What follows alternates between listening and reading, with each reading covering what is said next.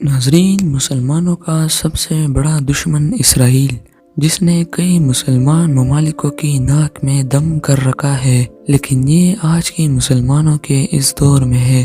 اگر تاریخ میں دیکھا جائے تو ایک ایسا شخص بھی موجود تھا جس سے اسرائیل کو ہمیشہ خوف رہتا تھا، اور خوف کے مارے وہ اس سے چوہوں کی طرح چھپتے تھے۔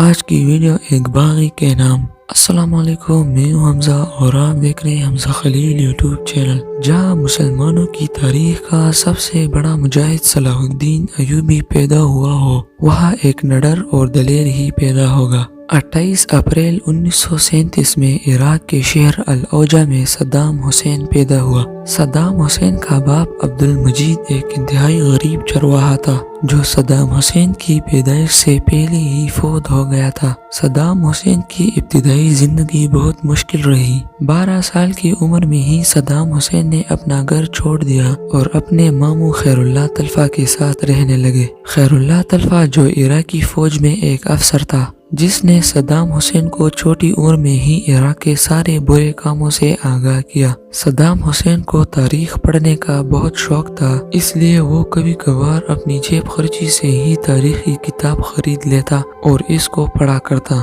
جب صدام حسین نے اسکول کی تعلیم پوری کری تو عراق کے بعد سیاسی پارٹیوں میں شامل ہو گیا، اور جب 14 جولائی 1958 کے دن عراق میں ظالم حکمران عبد الکریم قاسم کی حکمرانی شروع ہوئی جو کمیونسٹ نظریات کا مالک تھا۔ اس دوران عبد الکریم قاسم کی عزیز دوست سعدون عصری کی تقرید میں قتل ہو گئی اور صدام حسین کو اس کا قاتل قرار دیا گیا، جس کی وجہ سے صدام کو قید ہو گئی، لیکن ثبوت ناکافی ہونے کی وجہ سے 6 ماہ بعد اسے رہا کیا گیا۔ اس دوران بعث پارٹیوں کے ہائی کمانڈر نے صدام کو بغداد بلوا دیا، جہاں اسے عبد الکریم قاسم کو جان سے مارنے کا مشن سونپا گیا اور ٹریننگ میں اسے ہتھیار چلانے کے طریقے سکھائے گئے، جس میں پستول اور AK-47 جیسے ہتھیار شامل تھے۔ جس کے بعد صدام نے اپنے 500 آدمیوں کے ساتھ مل کر کئی دنوں تک صدارتی محل اور راستوں کا جائزہ لیا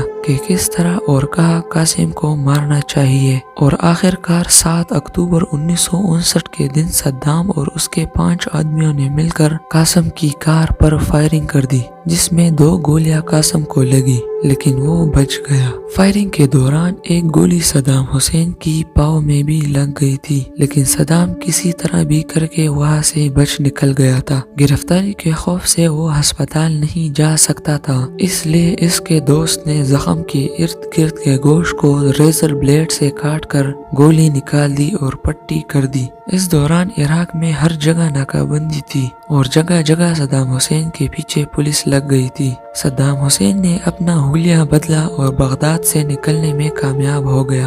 دریائے دجلہ کے کنارے چلتے چلتے وہ تقرید پہنچ گیا۔ اس دوران ایک جگہ پر اس کا ٹکراؤ ایک پولیس افسر سے ہوا۔ صدام نے ڈرنے کی بجائے اس کے سارے سوالوں کے جواب بالکل ٹھیک دیے۔ جب پولیس افسر نے صدام سے شناختی کارڈ مانگی تو صدام حسین نے کہا کہ ہم تو بدھو لوگ ہیں، ہمارے پاس شناختی کارڈ کہا، اور اس پر وہ پولیس افسر مان بھی گیا۔ جب صدام آگے چلا گیا تو راستے میں سمندر تھا اور شام کا وقت تھا، سمندر میں کشتیوں کا آنا جانا بند ہوا تھا اور صدام کو سمندر پار کرنا تھا، تو صدام نے اپنے کپڑے اتار کر سر پر باندھ لیے اور خنجر کو دانتوں میں پکڑ کر سمندر میں چھلانگ لگا دی، اور زخمی حالت میں سمندر کو پار کر کے اپنی گھر پہنچ گیا۔ گھر پہنچ کر اس نے سارا معاملہ اپنی ماں اور سوتیلے باپ کو بتایا۔ سب نے یہی ٹھیک سمجھا کہ صدام عراق میں رہنے کے بجائے کسی دوسرے ملک میں پناہ لے۔ صدام نے شام میں پناہ لینے کا فیصلہ کیا کیونکہ بعث پارٹی کا ہیڈ کوارٹر شام میں موجود تھا اور اسے وہاں سے بلاوا بھی آ چکا تھا۔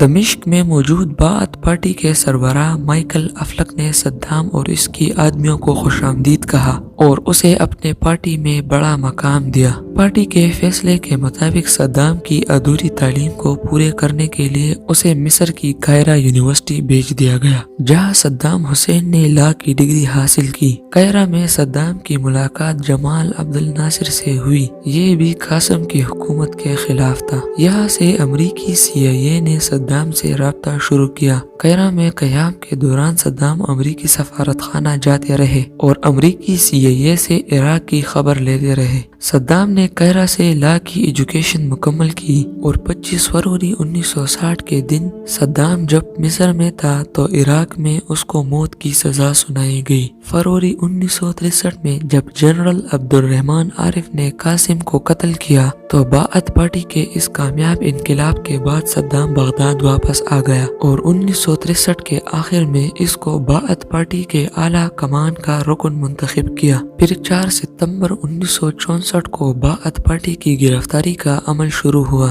جس میں بعث پارٹی کے کارکنوں کو حکومت سے بغاوت کرنے کی جرم میں گرفتار کیا گیا۔ 1965 میں قحط کے دوران ہی صدام کو پان عرب نیشنل لیڈرشپ کا رکن منتخب کیا گیا۔ 1966 میں رہائی کے بعد وہ پارٹی کے مرکزی قیادت میں شامل ہوئے اور 17 جولائی 1968 کو ٹینک پر سوار اپنے ساتھیوں کے ہمراہ صدارتی محل میں داخل ہوا اور جنرل عبد الرحمن عارف کا تختہ پلٹ دیا اور یوں بعث پارٹی کے سربراہ میجر جنرل احمد حسن البکر کی حکومت قائم ہوئی۔ اس کے 2 مہینے بعد فوج نے بغاوت کی۔ اس بغاوت کو صدام حسین نے کچل دیا اور جولائی 1968 کے انقلاب کے بعد صدام انقلابی کمان کے کونسل چیئرمین منتخب ہوئے۔ اس کے بعد 1 جون 1972 کو جتنی بھی غیر مغربی ملکی آئل کمپنیاں تھی اسے اپنی ملکیت میں لینے کا اعلان کیا۔ 1 فروری 1975 کو صدام کو ملٹری سائنس میں ایم اے آنر کی ڈگری دی گئی۔ اس کے بعد صدام حسین کو 8 اکتوبر 1977 کو بعث پارٹی کے پان عرب نیشنل لیڈرشپ کے اسسٹنٹ سیکرٹری جنرل منتخب ہوئے۔ 70 کی دہائی میں احمد حسن البکر نے بیماری کی وجہ سے حکمرانی کو چھوڑ دیا اور 16 جولائی 1979 کو اپنی جگہ صدام کو بٹھا دیا۔ اس دوران صدام حسین اب عراق کے بعث پارٹی کے سیکرٹری جنرل، انقلابی کمان کے کونسل چیئرمین اور عراق کے صدر بن گئے۔ 17 جولائی 1979 کو انہیں فیلڈ مارشل کے عہدے پر ترقی دی گئی۔ اس کے بعد صدام نے اپنی زندگی کی پہلی جنگ جو 22 مارچ 1980 کو ایران کے ساتھ ہوئی، جو 8 سال لڑی گئی، جس میں 3 لاکھ عراقی مارے گئے۔ اس کے بعد صدام نے کویت کو اپنا حصہ قرارتے ہوئے اس پر حملہ کیا، لیکن 28 فروری 1991 میں کویت کو عراق سے آزاد کرنے کے لیے امریکہ نے ایک آپریشن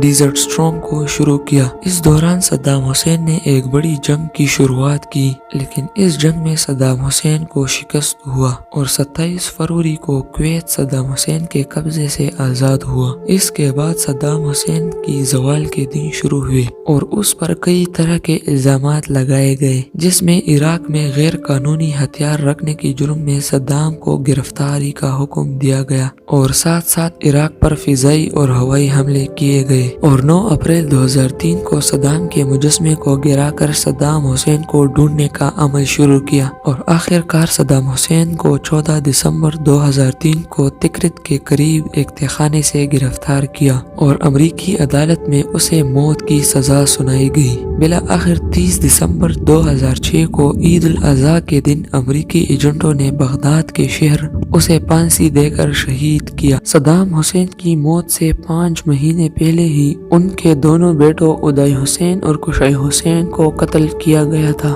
صدام حسین کے شہید ہونے کے بعد عراق نے آج تک بھی چین کے دن نہیں دیکھے اور یہی بات صدام حسین نے بھی عراق کو کہی تھی۔ اگر آپ کو صدام حسین کے بارے میں کچھ انٹرسٹ فیکٹ جاننے ہو تو ہمارے چینل کو سبسکرائب کر کے بیل آئیکن پر پریس کرو۔ ہمارے چینل پر صدام حسین کے کچھ انٹرسٹنگ فیکٹس اپلوڈ کیے جائیں گے۔